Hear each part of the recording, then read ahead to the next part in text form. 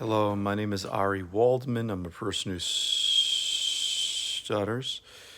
Today is Friday, October 23rd, 2020, the 5th of cheshvan, my 18th video YouTube recording. Sorry I missed yesterday, of the Daily Tanya, daily study from Chabad.org, Daily Tanya, Tanya-iggeret hakodesh, middle of epistle 26.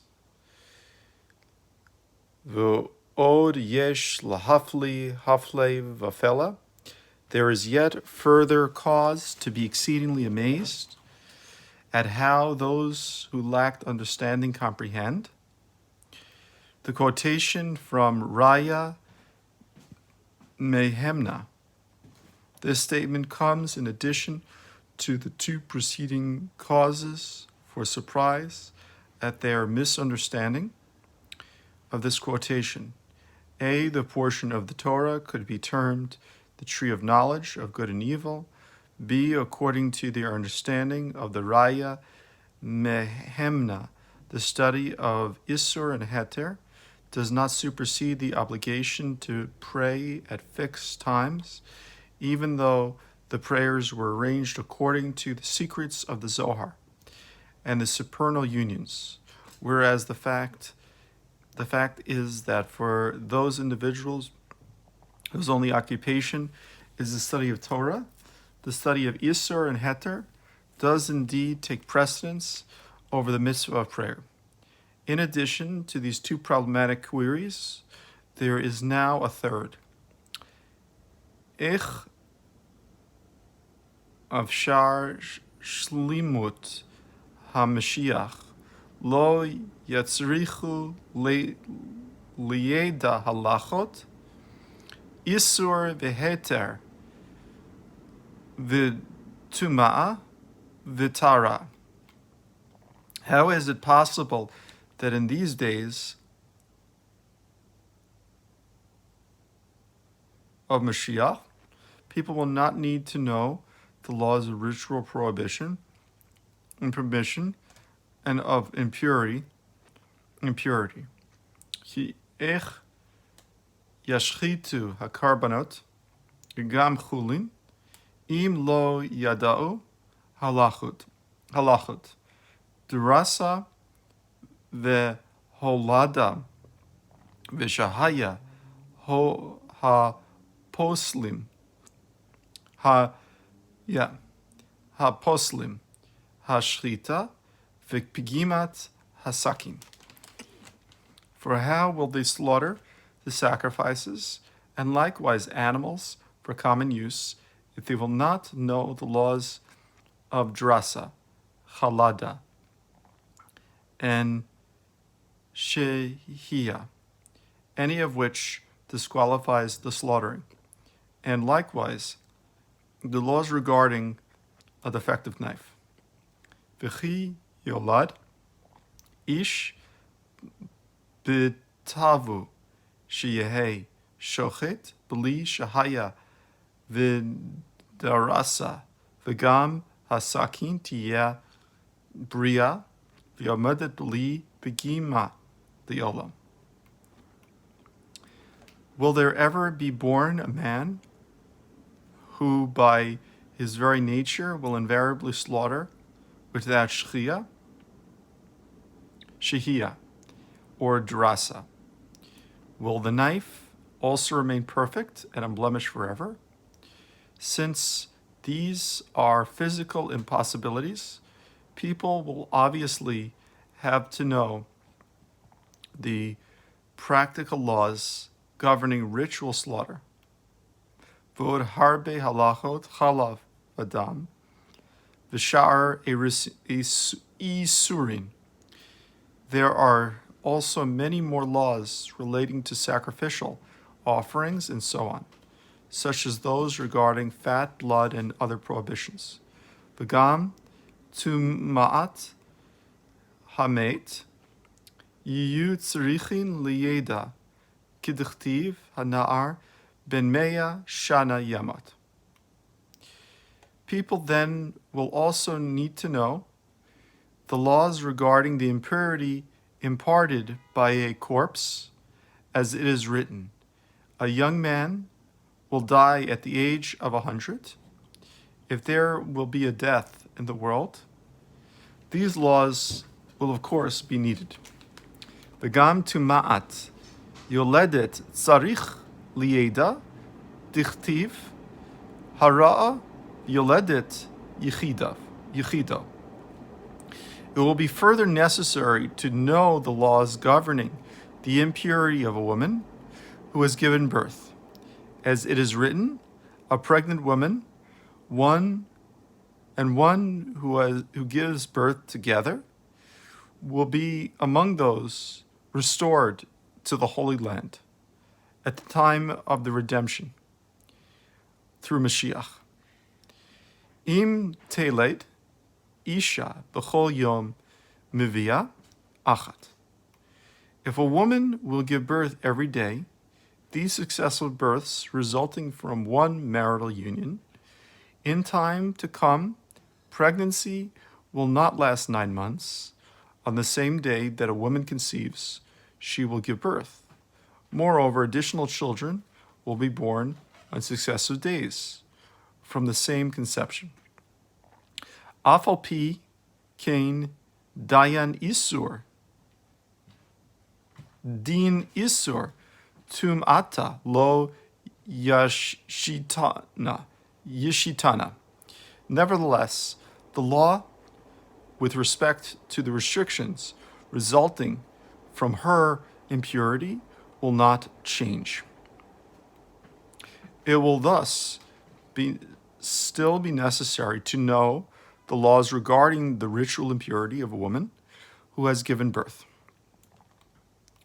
The Rebbe writes the above elucidation that a woman will give birth on the very day that she conceives accords with the explanation by the Arizal of the teaching of the sages in Tractate Shabbat 30b, that in future time a woman will give birth every day in Likutei Hashas, cited in the Mihim to Tehillim by the Tzemach Tzedek, chapter 20, also in Biurei HaZohar of the Tzemach Tzedek, volume 2, page 827 FF, at the end of SV Ginta.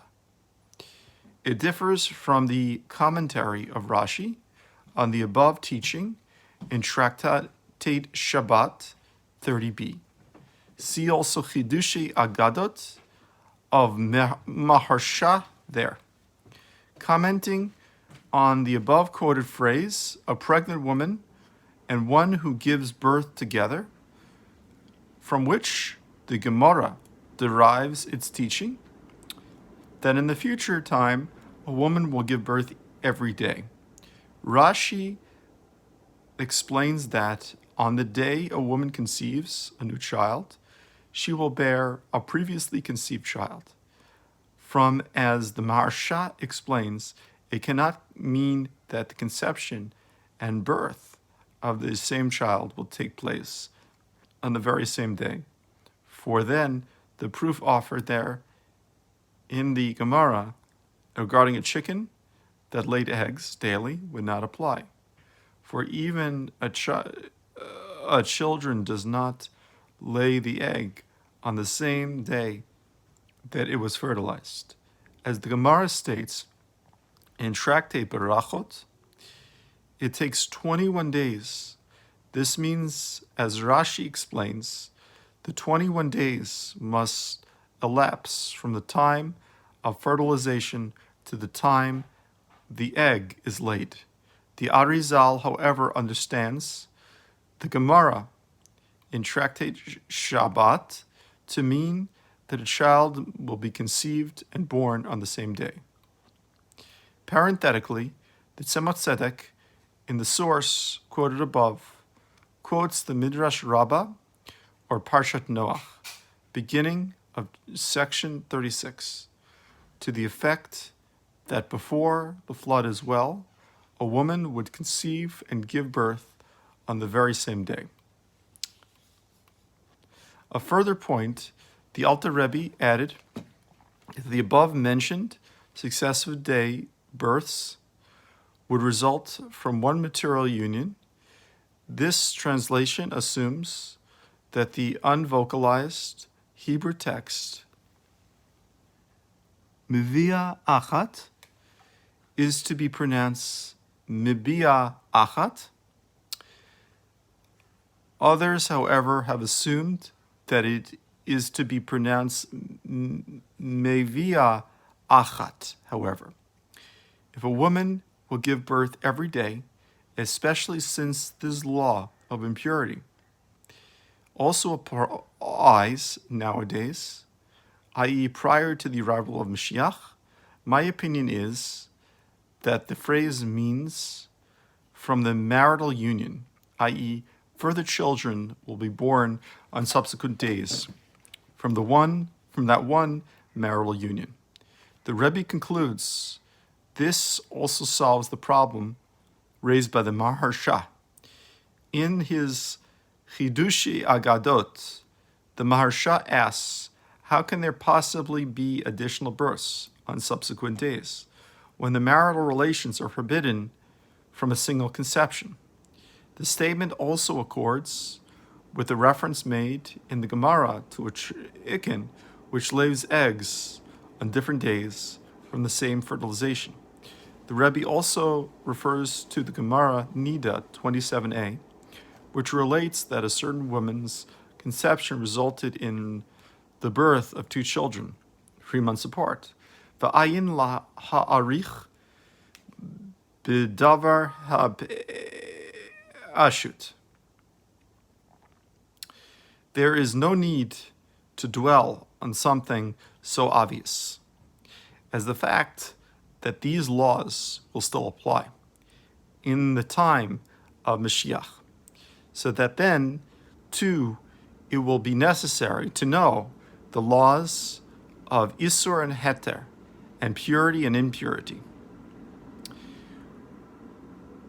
Umir same hafachu b'chol hashas v'midrashim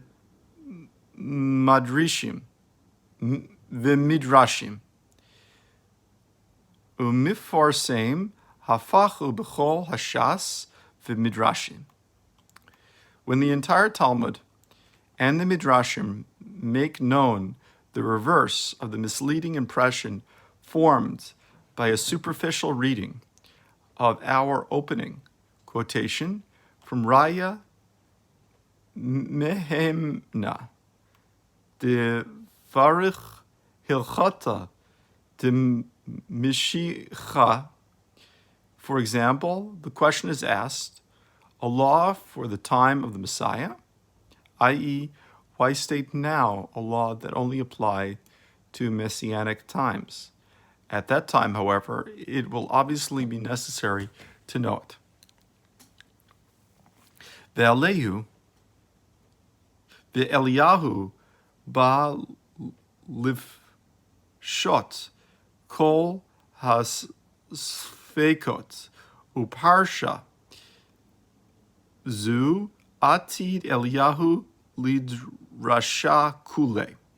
Likewise, we find that Elijah will come to clarify all doubts, and this passage Elijah will expound in the future, and so on. V'od eino movein ma shekatuv delo yat parnasun talmidei chachamim ma'ame ha'aretz kule. Also not understandable is the statement in Raya Mehemna that the Torah scholars will not be sustained by illiterate people, and so on. As stated above, the tree of knowledge of good and evil, which is the root of Isur and Heter, will not dominate the Jewish people because the Torah scholars will not be sustained by illiterate people. V'lo me'erev rav de achlin pasul tama, ve'isur chas v'shalom. Nor the mixed multitude who eat that which is ritually unfit, impure, and prohibited, heaven forbid, forfend. Dahagam bisman beit bayit sheni, lo hayu mit parnasin, ma me haaretz da'achalin, pasul v'isur chas v'shalom. Even during this time of the Second Temple, they were not supported by the illiterate people who ate that which is ritually unrift and prohibited, heaven forfend. Shahare tamidei chachamim hayu lahem shtut v'karmim ka'amei haaretz. For the Torah scholars had fields and vineyards of their own, just like illiterate people. Ve'afilu hachi hayu oskim limud isur v'hayeter v'oma'a v'tahara. Nevertheless, they engaged in Torah study of the laws of isur and heter, and of impurity and purity. Kol hazugot shahayu b'imei beit bayit sheni. For example, all the pairs of leading sages who lived at the time of the Second Temple, v'hamidu talmidim le'alafim v'rivavot. V'hamidu talmidim le'alafim u'rivavot. V'hamidu talmidim le'alafim u'rivavot. And they raised v'hamidu talmidim le'alafim u'rivavot. I just wanted to say it smoothly.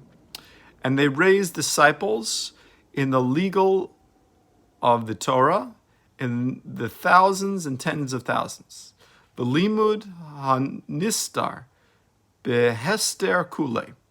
While the study of the esoteric of the Torah took place in secret and so on. We thus see that the fact that the Torah scholars need not be sustained by the illiterate is in no way a cause for their not studying, God forbid, the laws of Isser and Heter and purity and impurity. This is the end of my daily Tanya YouTube recording, day 18. Goodbye. Have a great Shabbos.